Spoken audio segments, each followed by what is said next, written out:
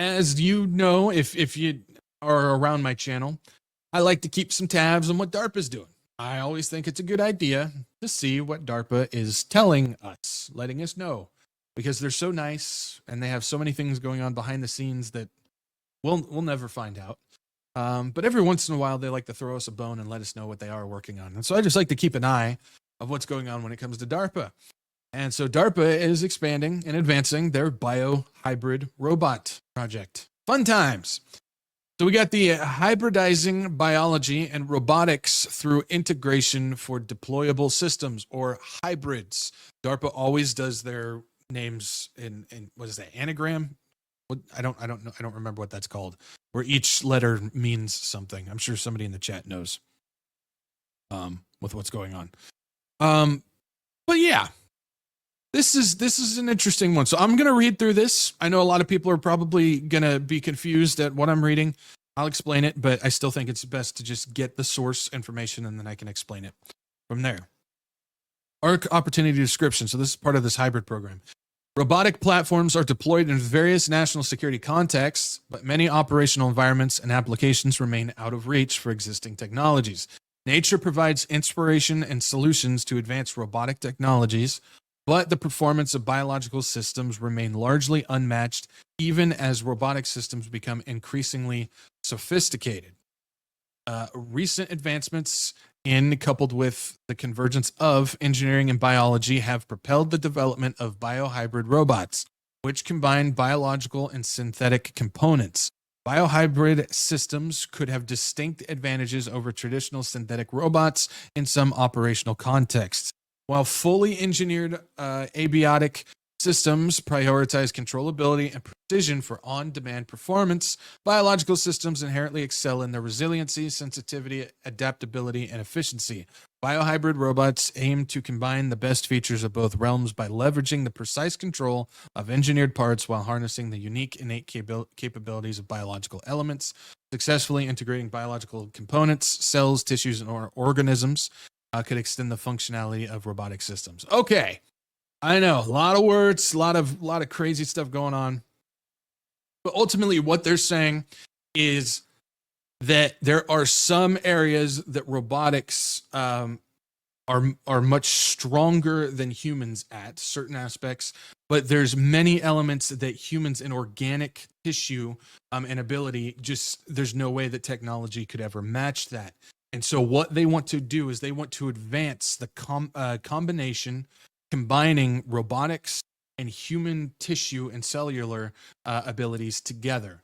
And so this is about taking human organic elements and attaching them to robotics in order to make the super system. Basically, that's the goal when it comes to this, is they want to make the super system of taking the best parts of robots and the best parts of humans and combining them together in order to do this. And so they are advancing this project of their biohybrid robots in order to do so. And so this is one of those things where we've been seeing pieces come out here and there of them attempting to do this. Not necessarily DARPA, but DARPA goes about and funds different organizations and different colleges and schools and whatnot in order to develop these tools so that they can apply it into their systems as well. And so I've talked about some of these in the past, about taking organic elements and applying them to machines. And so if you guys don't remember some of these, here's a few of them that I've talked about before. So one is human brain cells hooked up to a chip that can do speech recognition. This is part of the organoid intelligence, where clusters of brain cells grow in the lab have shown potential as a new type of hybrid biocomputer. So what they do is they take actual brain matter, brain cells, and they hook them up to a computer, and they send like problems and whatnot to the brain in order for the brain itself that's sitting there connected to the computer to process and send back to the computer. And so connecting a computer system to a brain allows the storage and the maneuverability of a brain, or of a computer. Somebody can move it, can control it with the processing power, the neural network of a actual human brain, like the cell, which they could never build with a computer. And you're combining the best of two worlds. You have the fastest processing possible with the human brain connected to the storage and the ability of that. And so you're working all of them together to create this organoid intelligent system. And so they're going to build robots with this type of stuff. Who's to stop them from putting actual human brain cell and matter into the system? So that's something to keep in mind. Then we've got Terminator-style synthetic covering for robotics, mimics human skin and heals itself. I've talked about this before, where you could take a knife and cut it, and it will heal itself in a very short amount of time. Then you've got Terminator-inspired and electrodes grown in living brains pave the way for neurological disorder treatments. Well, this is a kind of a reverse of the taking the brain and attaching it to the computer. This is taking computer stuff and putting it into the brain, not like a brain chip, but different sensors and electrodes into the brain in order to relay messages to the brain to get it to do what you want it to do, type of deal. So there's a lot going on when it comes to that as well. Some of the other ones, this one's creepy and disgusting. Perforation type anchors inspired by skin ligaments for a robotic face covered with living skin. Yes, they are taking actual living skin and applying it to robots. Yes, this is like Terminator style. The thing is this skin is living, and it grants the robots the ability to touch and feel and sense things. Like, you know how when we have our fingers, we can touch what's rough and what's smooth, what's wet and what's dry, and we have the ability of touch and sensing what's going on. This allows the robot to have that sensory ability that only we can have. See how that works? They're trying to take these different abilities that humans have and put them on the robots so they have the same ability as well. Not just in comic books and movies, guys. This stuff is actually really happening. Then we got this one.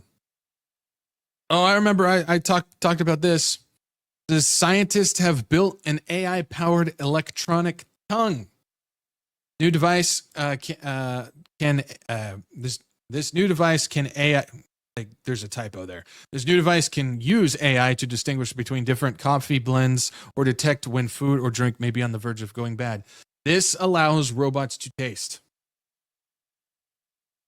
They are giving the ability for robots to taste and determine what they're eating or drinking, what that thing is. They can determine if it's got chemicals in it, if it's expired, if it's bad, what the ingredients are. That's one of the things too. It can taste something and tell you every ingredient that's in the thing that you're eating.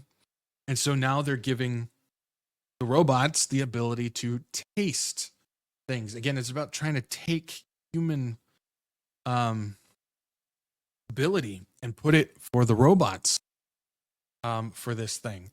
Now, there's another one that I didn't even know about that I thought I would share with you guys. Adding on to those, if we take a look at a presentation from a World Economic Forum Davos meeting from February 26, 2019. 2019, almost 6 years ago. Can you believe that?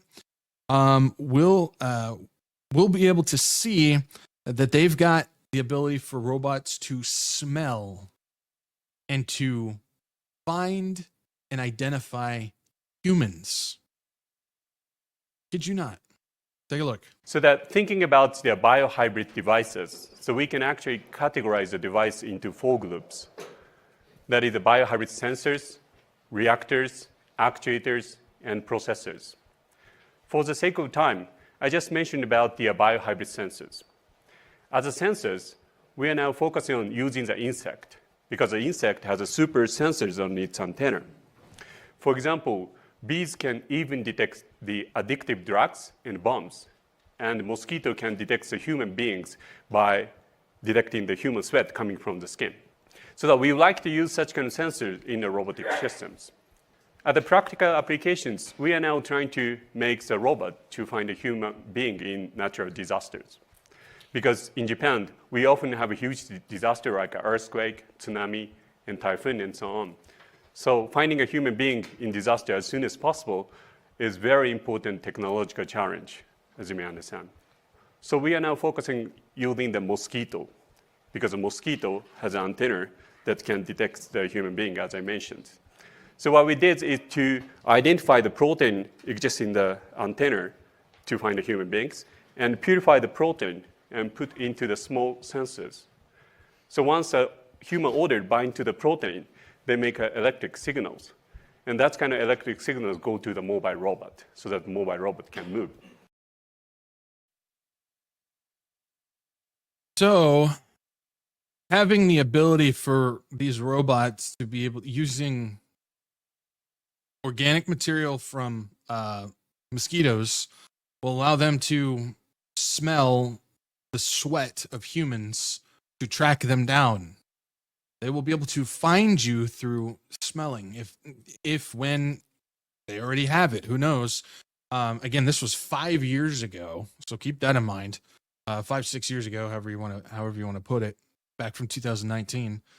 But still, it's one of those situations where if you have a robot that's able to sniff you out, that can taste things, that can heal itself, to do all these things, I mean, they can hunt down whoever they want at that point.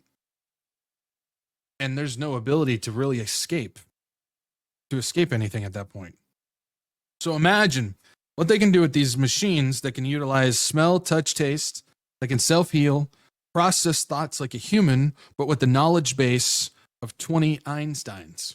Think about that. Think of what they can do with that. It's interesting with what's going on with this, to say the least. But yeah, this is real stuff that they are, in fact, doing. They're trying to play God. They are trying to play God. And coming with it, we have the announcement from Nvidia about the Cosmos World Foundation program. So let's just partner these things up, shall we? So let's take a look at this real quick. So we can see here, Nvidia launches Cosmos World Foundation model platform to accelerate physical AI development. Nvidia today announced Nvidia Cosmos, a platform comprising state-of-the-art generative world foundation models, advanced tokenizers, guardrails, and accelerated video processing pipeline built to advance the development of physical AI systems such as autonomous vehicles and robots. Physical AI models are costly to develop and require vast amounts of real-world data and testing. Cosmos World Foundation models, or WFMs, offer developers an easy way to generate massive amounts of photoreal physics-based synthetic data to train and evaluate their existing models. Developers can also build custom models by fine-tuning Cosmos WFMs. And so in the opening keynote at the recent consumer electronic event thing going on there, that they announced this, he said there's video search and understanding. Basically, they take, I think it was 20 million hours of video. So you know all of the data that they collect, all of the cameras and the microphones and all of the signals, radio signals, and all of the data that they've been collecting and everything that they've monitored and taken, spatial information and data that they've collected. They put it in the system in order to train robots so they can basically do everything in everyday life. They'll be able to recognize and see what is going on and be able to physically do things. I'll explain it a little bit more. Let's just keep going with this. So video search and understanding, enabling developers to easily find specific training scenarios, snowy road conditions, or warehouse congestion for video data. Physics-based photoreal synthetic data generation, using Cosmos model to generate photoreal videos from controlled 3D scenarios developed by the Nvidia Omniverse platform. Physical AI models development and evaluation, whether building a custom model on the foundation models, improving the models using Cosmos for reinforcement learning, or testing how they perform a given specific simulated scenario. Foresight and multiverse simulation using Cosmos and Omniverse to generate every possible future outcome an AI model could take to help it select the best and most accurate path. So they take all of this data. This is, if you guys have been around for a while, this is basically that simulation program, the digital twin simulation program that I've been yakking on about for years. People still don't believe that it exists. They are telling you that it exists now. And basically what this does is this collects all data of environments, of weather conditions, of moving pieces, things that always move, humans, where our normal patterns are. They collect our everyday patterns of life so they can put it in there, and AI can predict these things. It's talking about how it's going to be able to monitor, create, and predict all of these environments for these robots, because they take all of this data, put it into this program, and it allows the training of physical robotic AIs to be able to maneuver around based upon movement, how the spatial environments that they're in, weather, everything. And so this is coming to a much more prominent element with these robots and AI that's coming in, and they're taking all of that data in order to do this. And this just reminded me, and I still have the video on here, so I think I'll go ahead and play this again. If you haven't seen it, even things like radio the frequencies coming off of your internet router allows them to collect data on the spatial environment, even in your room. Take a look at this. How about, can we go from Wi-Fi radio signals, sort of like the Wi-Fi routers in your house, they're bouncing off radio signals that work sort of like sonar. Can you go from that to where human beings are, to images? So what they did is they had, a camera looking at a space with people in it. That's sort of like coming in from one eye. The other eye is the radio signals, so sonar from the Wi-Fi router. And they just learned to predict, like, this is where the human beings are. Then they took away the camera. So all the AI had was the language of radio signals bouncing around a room. And this is what they're able to reconstruct. Real-time 3D pose estimation, right? So suddenly AI has turned every Wi-Fi router into a camera that can work in the dark, specially tuned for tracking living beings. This is one of those things I showed early last year, something like that, and a lot of people said that doesn't work, when in actuality it does work. If you've got these routers in your home, pretty much everybody does now, it's able to send these signals out, bounce off walls, and be able to determine where you're at in the space that you're currently sitting. So right now, if I didn't have a camera, I had no other technology in my room but my internet router, it would be able to determine that I'm currently sitting here at my desk, and be able to put a model of me sitting at my desk. These are technologies that exist. I wish people would be able to get out of the construct of this only happens in movies and stuff, and realize that this technology does exist, and they are using it to collect all this data so they can feed into exactly what we're talking about right now, this digital twin program, in order to train these physical AI bots. This is real stuff that is absolutely happening in front of us. Now, the thing is we don't get freaked out. Don't fear. Don't worry. Don't start taking all your stuff and throwing it outside and stuff like that, because it doesn't matter. In the end, it really doesn't matter. Every time I talk about this technology, I like to make the point that you can't stop Big Brother. Stop worrying about Big Brother. This idea that whenever we talk about this, we gotta get Faraday bags, and I gotta, turn everything off. I gotta get rid of stuff, and I gotta do this and do that. It doesn't matter. They've got you. They're watching you. They're listening to you. Even if you do all that stuff, they're still watching over you. Who cares?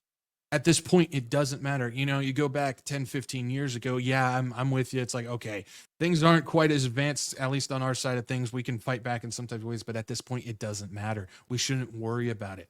Because the thing is we should be living a Christian life, where if they're monitoring us, that whoever's watching on the other side of it, they're seeing Jesus. They're seeing representation of Jesus through us. Again, we can't hide from this. And another point that I like to make is, in the end, if they wanted to actually look into your life and they're not just gathering data about spatial and stuff like that, you mean nothing to them.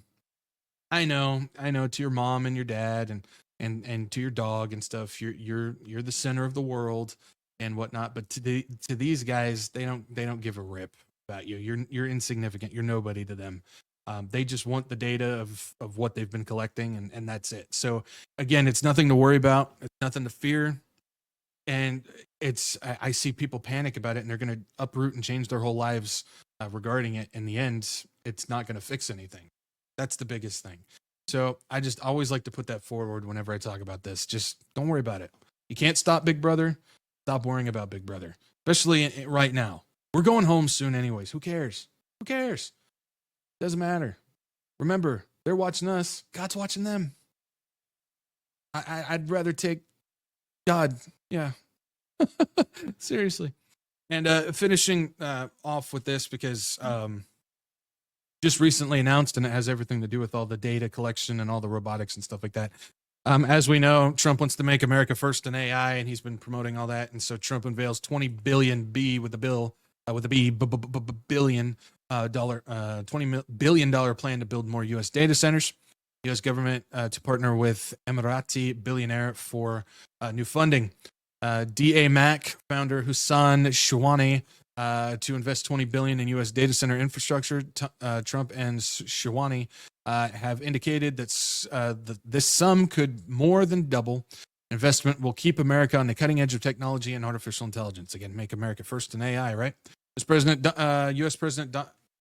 U.S. President-elect Donald Trump, there we go, has confirmed plan to invest $20 billion into U.S. data center infrastructure. Rather than coming from the government, the cash will be provided by Emirati billionaire and founder of property development company DAMAC, Hassan Swani. Trump revealed in his press conference at Mar-a-Lago. The first phase of the investment is set to target Arizona, Illinois, Indiana, Louisiana, Michigan, Ohio, Oklahoma, and Texas. However, Trump and Swani didn't rule out future investments. So nothing's stopping, nothing's changing. Everything is right on track. Everything is going to happen according to how God has already seen it. And the plan for moving forward towards this beast system is going to continue because the Bible tells us that this beast system is going to happen. But either way, the surveillance system is not going away, and it's only going to increase from here forward. Again, can't fight against Big Brother. It's going to happen. But yeah, just thought I'd go ahead and throw that forward. So, but again, when it comes to this technology stuff, it's a lot of it goes over our heads. And what seems to not go over our heads, usually for some people, not all people, but for some people, it starts providing fear in some type of way when we shouldn't have any fear at all. Again, if they're watching us, God's watching them. And so I'm a lot more comfortable knowing that God's watching them when all of this is said and done. But if you're somebody who doesn't have Jesus Christ, you're not saved, then yeah, you're probably freaking out right now. I would be, because at this point I got no hope. That's the hard part, is we got a lot of people who really, they know what's going on, and so what do? They prep, they hide things, they try and live their life off the grid and everything like that, realizing that they have no hope when it comes to that. I don't know how people get through life without Christ. I don't know.